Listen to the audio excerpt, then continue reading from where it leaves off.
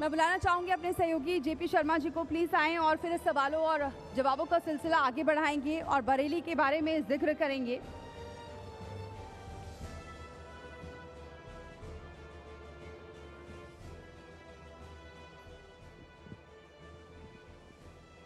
तो देखिए, हमारी खास चर्चा चल रही है उत्तर प्रदेश की बात, बरेली से, और तमाम सेक्टर्स के लोगों से बात कर रहे हैं, मंत्रियों से बात कर रहे हैं। और हमारे साथ आपको बता दें, कैबिनेट मंत्री धर्मपाल सिंह जी जुड़ गए, उनका बहुत बहुत स्वागत है मंच पर। और अगला पैनल भी एक बड़ा पैनल होगा। अगले पैनल में आपको पहले ही बता दूं, डॉक्टर श्याम बिहारी रहेंगे बीजेपी के विधायक, और संजीव अग्रवाल जी रहेंगे बीजेपी के विधायक, उमेश गौतम साहब रहेंगे मेयर, ये भी हमारे साथ मेहमान जुड़े हैं, इनसे भी हम चर्चा करेंगे। अगला पैनल उनका होगा। तो चर्चा की शुरुआत धर्मपाल जी आपसे मैं करना चाहूंगा। आपने एक बयान सुना होगा राहुल गांधी का, सुना होगा भाई सबने, आलू से सोना निकलता है। ऐसे धर्मपाल जी ने कहा है कूड़े से सोना निकलेगा। सर वो कैसे निकलेगा, ये बहुत चर्चा में रहा। हाँ। कूड़े से सोना, भाई कूड़े से कैसे, अब बताएंगे सर। बताऊंगा। देखिए, हमारे देश की दो व्यवस्थाएं हैं, नंबर 1 कृषि और नंबर 2 ऋषि। कृषि खेती हमारे देश में प्रारंभ से एक गीत है, मेरे देश की धरती सोना उगले उगले हीरे मोती। इस धरती में सारी संपदा भरी है। देश की संपदा धन दौलत रुपया पैसा नहीं है। देश की संपदा धरती है, धरती पर बहने वाली नदियां हैं जिनसे सिंचाई होती है, अन्न मिलता है। कूड़े से कांचन बनाना, जो कूड़ा है उससे कांचन बनाना यानी सोना बनाना। अब आप लोग, कुछ हमारे ऐसे मित्र हैं, उन्होंने कहा कि मशीन होगी सोना बनाने वाली। मैंने नहीं सर, अखिलेश यादव ने इस पर टिप्पणी भी की थी आपके इस बयान पर, अब उन्होंने चुटकी भी ली थी। अब माननीय अखिलेश जी के बारे में मैं जरूर इतना कहना चाहूँगा, अंतर है उत्तर प्रदेश के वर्तमान मुख्यमंत्री योगी आदित्यनाथ जी में, समाजवादी पार्टी के पूर्व मुख्यमंत्री अखिलेश यादव में। अंतर क्या है? योगी आदित्यनाथ जी को गाय का गोबर चंदन के समान पवित्र है। गाय के मूत्र में गंगा मैया बसती है, ऐसा सोच योगी आदित्यनाथ का है। अखिलेश जी को गाय के गोबर में बदबू आती है। गाय का गोबर चंदन की तरह पवित्र है और इस धरती में ही सारी संपदा है। मेरठ का मैं प्रभारी मंत्री हूँ। मेरठ में हमारे महापौर बरेली बैठे हैं, ये भी वास्तव में मैं इनका उदाहरण देता हूँ। इन कान्हा गौशाला में टाटा से टाई अप करके ये गोबर से खाद बनाने का काम कर रहे हैं और वो खाद किसानों को बहुत सस्ती देते हैं जो अधिक उत्पादन देती है। तो इसलिए जो हमने वहाँ मशीन मंगाई है, जो कूड़ा करकट है, उस कूड़ा करकट से कंपोस्ट खाद बनेगी। वो खाद खेती में लगेगी, ज़मीन में लगेगी, तो उस उत्पादन से अन्न उत्पादित होगा और उस अन्न से सोना बनेगा। इसलिए मैंने कहा कि मेरे देश की जो धरती है वो सोना उगलती है, चांदी उगलती है, ये व्यवस्थाएं हैं। जी सर, 5 बार विधायक रहना, जनता के दिलों में बसना, आंवला क्षेत्र के लिए बहुत कार्य करना, कैसे आपने इसकी तस्वीर बदली है और कैसे यहाँ इस क्षेत्र की जनता के दिलों में आप बसते हैं? देखिए, योगी सरकार में कृषि, उद्योग, इन सभी व्यवस्थाओं पर हमारा विकास आधारित है। और आंवला के बारे में जरूर इस मंच से मैं आंवला की जनता का अभिवादन करना चाहूँगा। विपरीत परिस्थितियों में भी वो हमें आशीर्वाद देने का काम करते हैं और रिकॉर्ड मतों से जिताने का भी काम करते हैं। इस बार हमने नाम तो औला का है, लेकिन बरेली के लिए और उत्तर प्रदेश के लिए हम 3 बड़े उद्योग लाए हैं, क्योंकि डेयरी इंडस्ट्री आज देश में नहीं दुनिया में स्थान प्राप्त कर रही है। उत्तर प्रदेश का स्थान दुग्ध उत्पादन में देश में प्रथम नंबर पर है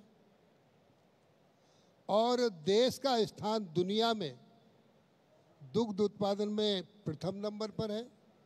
तो हम बरेली में 1000 करोड़ रुपए की डेयरी इंडस्ट्री औला में स्थापित करा रहे हैं, जिससे जो आपने पहले ही सवाल किया था, सच में किसान दूध के जानवर पालकर, मुर्रा भैंस पालकर, अब हम इसमें बहुत बड़ा काम कर रहे हैं।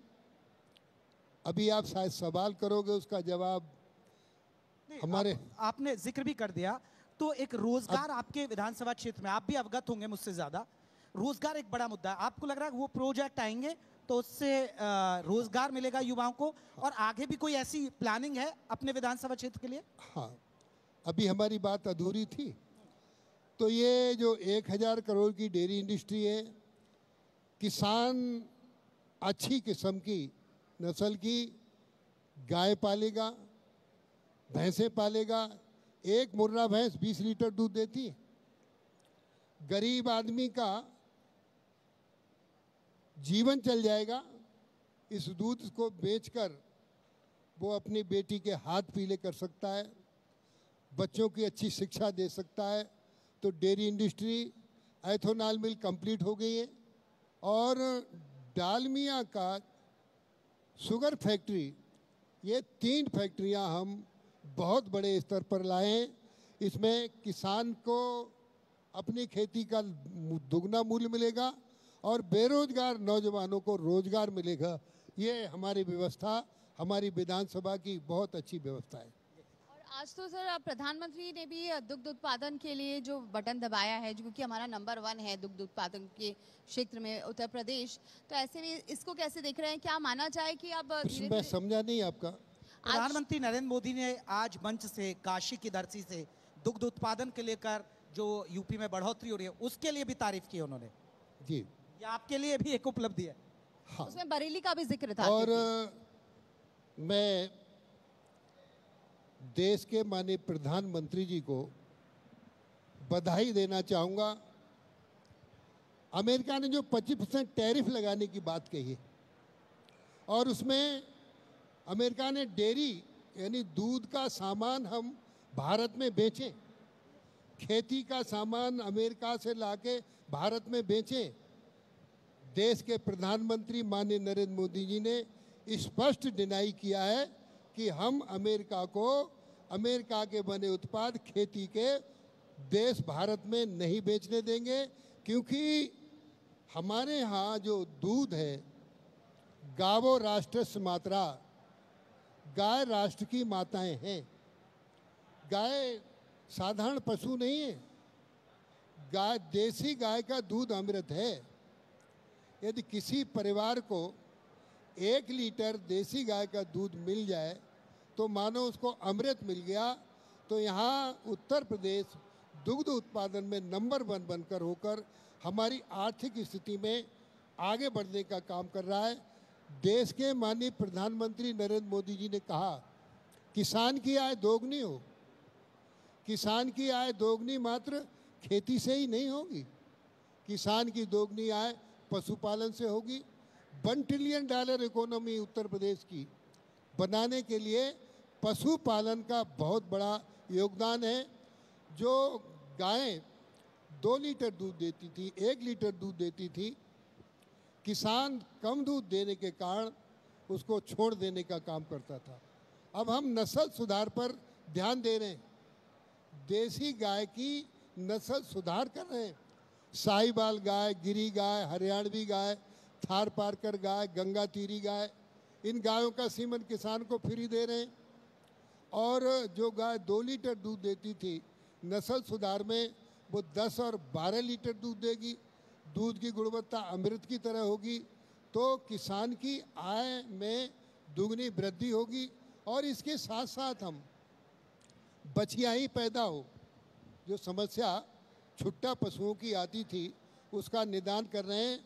जो 300 रुपए की एक बैल मिलती थी सीमन की, अब उसे हमने 100 रुपये का कर दिया है माननीय मुख्यमंत्री जी के सहयोग से। अब उत्तर प्रदेश में निराश्रित गौवंश की समस्या हल हो जाएगी कि जो गाय 2 लीटर 1 लीटर दूध देगी, वो अब 10 और 12 लीटर दूध देने लगेगी। इससे किसान की आय में भी वृद्धि होगी और ये कठिनाई जो छुट्टा पशुओं की है वो भी दूर हो जाएगी। मंत्री जी, मेरा यही सवाल, क्योंकि ये बहुत महत्वपूर्ण सवाल है। 2022 के चुनाव में मैं आपके विधानसभा क्षेत्र में आया, यही सवाल था।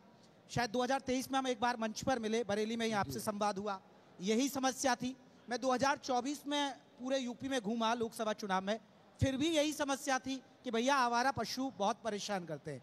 और आप तो पशुपालन, ठीक है, आपका विभाग ठीक दिशा में काम कर रहा है, बहुत सारी गौशालाएं खोल दी गई, लेकिन आवारा पशु का मुद्दा बहुत बड़ा है, किसान परेशान रहता है। आप जाइए बाजारों में, आवारा सांड घूम रहे हैं, लोगों को मार देते हैं, इस तरह की तमाम वीडियोस आती हैं। अखिलेश यादव चुटकी लेते हैं, लगातार वो सोशल मीडिया पर उनको, आपकी सरकार को घेरते हैं इस बड़े मुद्दे पर। अखिलेश जी के बारे में, क्योंकि उनका दर्द किसानों का नहीं है, वो खेती किसानी से नहीं जुड़े हैं, वो चांदी की चम्मच मुंह में लेकर पैदा हुए हैं। उन्होंने पशुओं के बारे में उन्हें जानकारी भी नहीं है। अभी आपने अखिलेश जी का नाम लिया, अंतर है। अखिलेश यादव जब मुख्यमंत्री थे तो कसाई को देखकर गाय कांपती थी।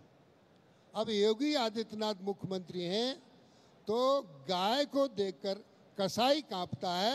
ये अंतर है अखिलेश यादव और योगी की सरकार में। निश्चित रूप से अब कटान बंद है, कसाई देख नहीं सकता गाय की ओर।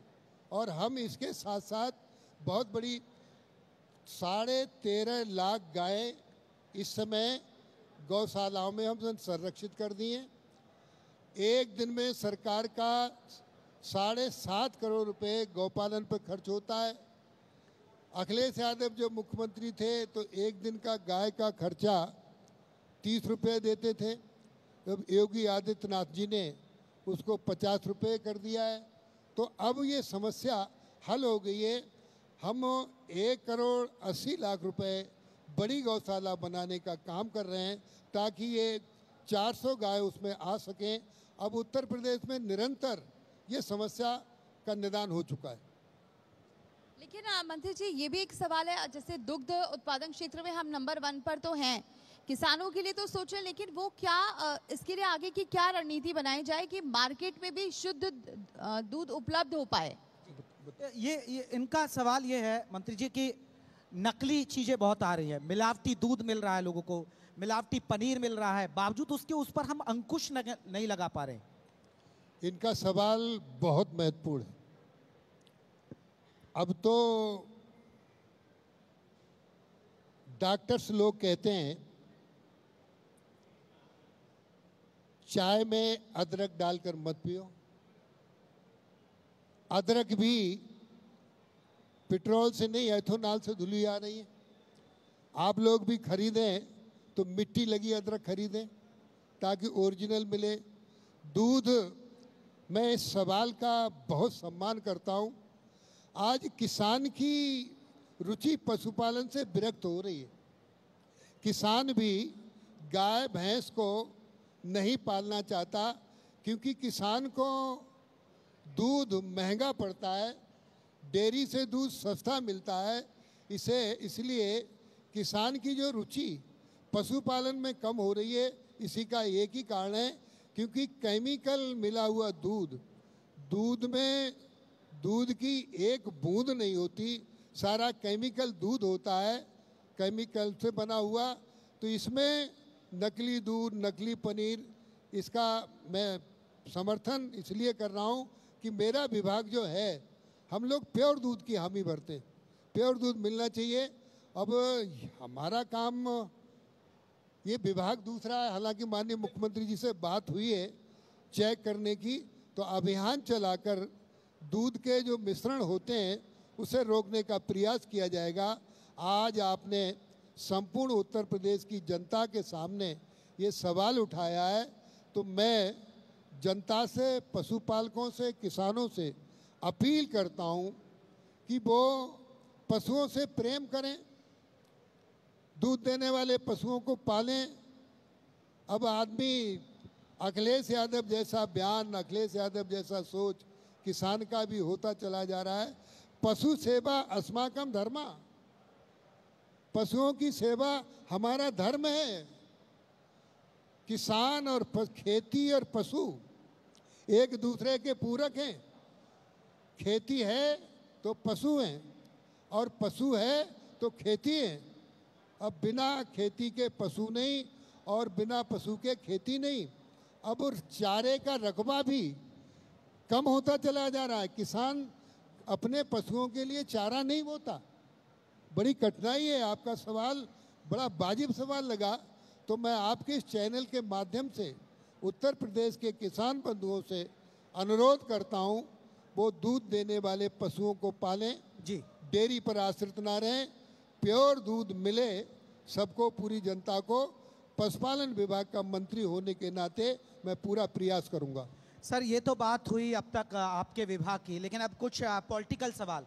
अभी एक बड़ा सवाल ये है कि एक नैरेटिव सेट था, हिंदू भी आतंकवादी होता है, भगवा आतंकवादी, लेकिन अभी जो कोर्ट का फैसला आया, एनआई कोर्ट का, उसके बाद बहुत सारे पूर्व अफसर ये कह रहे हैं कि हम पर प्रेशर था, हम पर दबाव था। लेकिन विपक्ष, खासकर समाजवादी पार्टी, अभी मैं डिंपल यादव का एक बयान सुन रहा था, उन्होंने कहा कि ये टाइमिंग देखिए, टाइमिंग पर सवाल उठाया कि मुद्दों से ध्यान भटका रहे हैं, अब ये फैसला आ गया और इस फैसले की टाइमिंग पर सवाल उठा रहे हैं। और ये कहा जा रहा है, और बहुत सारे मुस्लिम धर्मगुरु भी ये कह रहे हैं, उदाहरण देते हैं कि भाई राजीव गांधी की हत्या किसने की, महात्मा गांधी की हत्या किसने की, तो आमादा है कि हाँ हिंदू आतंकवाद हो सकता है। देखिए, हिंदू आतंकवादी कभी न था और न कभी होगा। ये पहलगांव की घटना से सिद्ध हुआ। आतंकवादी आते हैं पहलगांव में। जो पर्यटक गए थे हमारे अपने परिवारों के साथ, बड़े आनंद से परिवार से वार्ता कर रहे थे, प्राकृतिक सौंदर्य देखकर एक अच्छा अनुभव कर रहे थे। कश्मीर स्वर्ग का हिस्सा है, ये वहाँ उनकी समझ में आ रहा था। आतंकवादी आते हैं, नाम पूछते हैं, और नाम पूछकर तब उनकी हत्या कर देते हैं। गंभीर बात तो तब होती है जब एक महिला का पति मारने के लिए वो कहते हैं, तो वो महिला निवेदन करती है आतंकवादियों से, तुम मुझे मारो, मेरे पति को छोड़ दो। आतंकवादी कहते हैं कि नहीं, इसी को मारेंगे, तुम मोदी जी को बताना कि हमने मारा। तो आज माननीय मोदी जी ने जिस गंभीरता से किसान सम्मान निधि के वितरण में बहुत रुग्ण अवस्था में गले को रोंदते हुए ऑपरेशन सिंदूर का जब चित्रण किया था, सच में ये सिंदूर कोई सामान्य बात नहीं है। सिंदूर महाबहन की इज्जत है। जिस महिला का सम्मान पूछा, उसको मोदी जी ने मात्र 24 मिनट में उन आतंकवादियों का सफाया किया जहां उनके केंद्र थे। कांग्रेस, अखिलेश यादव पूछते हैं कि इनको कैसे मार दिया। और इतना ही नहीं, पाकिस्तान का सिंधु का पानी बंद कर दिया, उस पर उन्हें आपत्ति है। आतंकवादी मारे जाते हैं तो उस पर उन्हें आपत्ति है।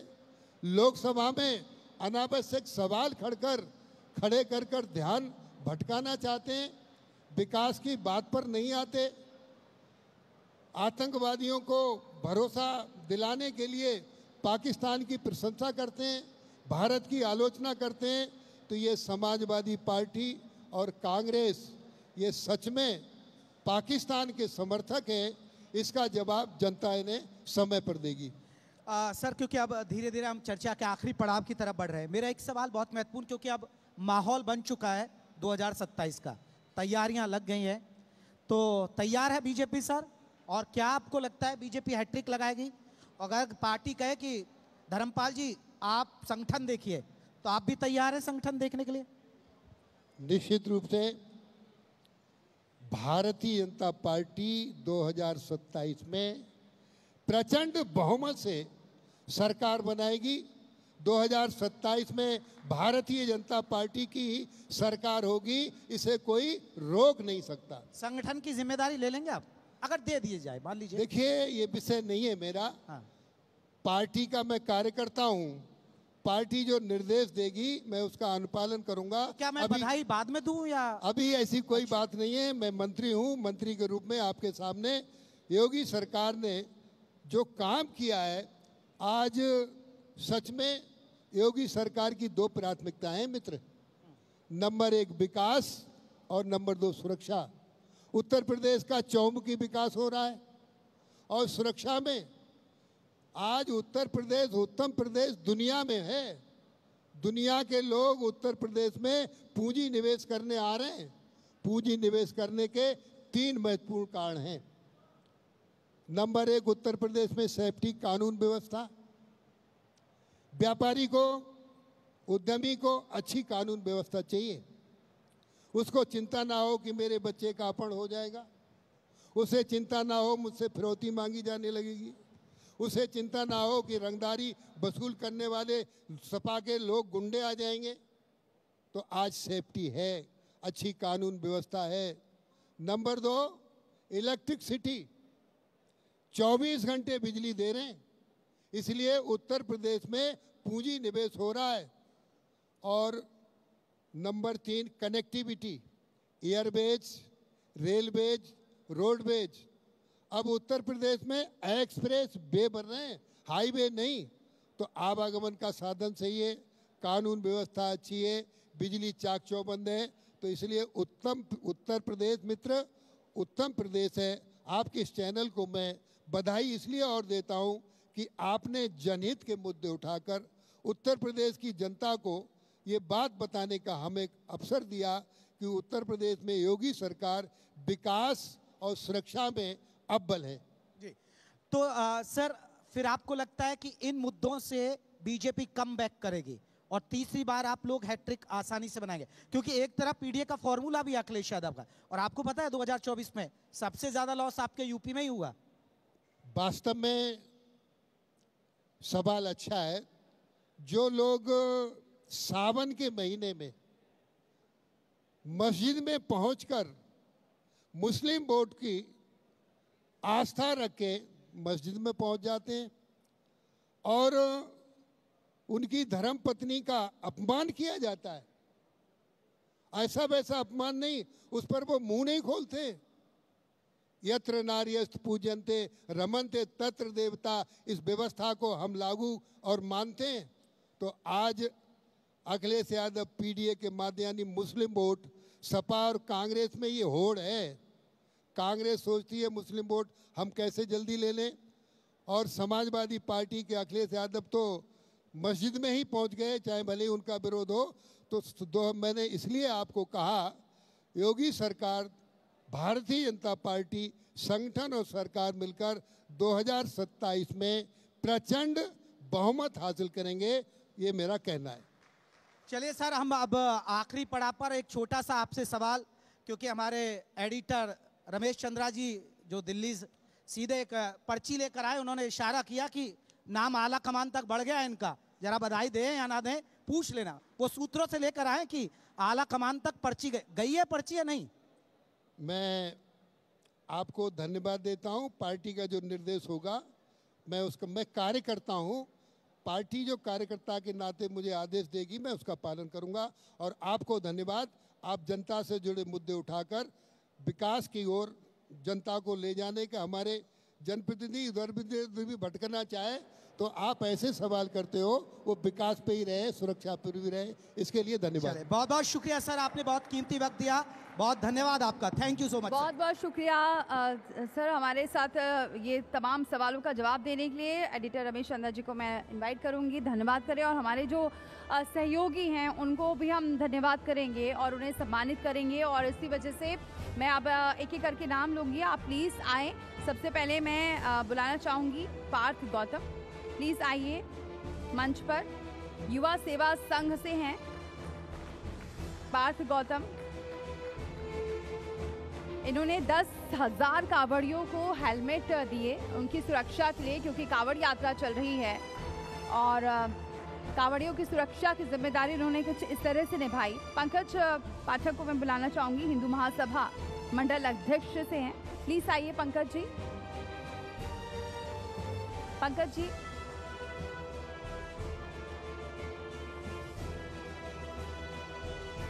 तो ये हमारे तमाम सहयोगी हैं जिनके बिना ये कार्यक्रम हमारा अधूरा था, जिसमें बरेली के बारे में हम जो बात कर रहे हैं, बरेली और कितना विकास करेगा और वो आगे बढ़ेगा, इसके बारे में पता चल रहा है। और आज जिस सभागार में हम मौजूद हैं, जिसकी वजह से ये पूरा मंच सजा है और आप सब लोग हमारे बीच मौजूद हैं, होटल ली पार्क के जसप्रीत खुराना जी और दलवीर खुराना जी को मैं आमंत्रित करना चाहूँगी, क्योंकि ये सभागार उनका है। और ये सभागार में आज जो बरेली के बारे में बात हो रही है, देश के बारे में बात हो रही है, प्रदेश के बारे में बात हो रही है, ये इसीलिए मुमकिन हो पाया है।